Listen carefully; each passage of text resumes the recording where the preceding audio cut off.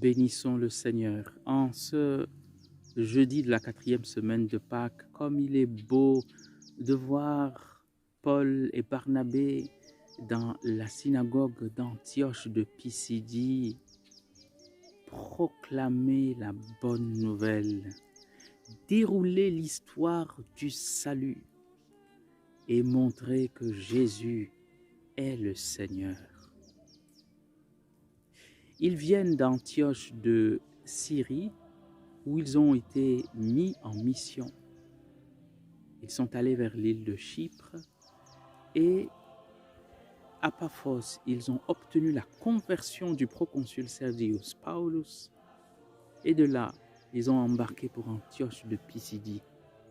Là, arrivés dans la synagogue, on leur dit, après avoir écouté la lecture de la loi des prophètes, la loi et les prophètes, ça désigne simplement les Saintes Écritures, on leur dit, frères, si vous avez une parole d'exhortation pour le peuple, parlez. Si cela nous arrivait à nous, ne serions-nous pas embarrassés? Et pourquoi est-ce qu'un juif n'est pas embarrassé? Parce que il a pris au sérieux le commandement du Seigneur. La loi que je te donne aujourd'hui, tu l'enseigneras à tes fils et aux fils de tes fils. Quand tu seras assis chez toi, quand tu seras même en voyage, à tout moment, tu l'enseigneras. Alors si un jour, pendant qu'il est en voyage, on lui demande de dire une parole d'exhortation, ça vient tout seul. Eh bien, que ce ne soit pas le cas que les prêtres ont confisqué la parole, que ce ne soit pas le cas que les fidèles laïcs ont abandonné la parole, que ce ne soit pas le cas que nous manquions de posséder la foi.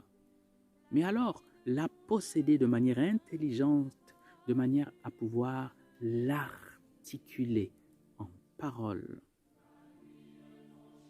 Revenons à la parole. C'est une bénédiction pour nous d'avoir le mystère du Christ qui se donne.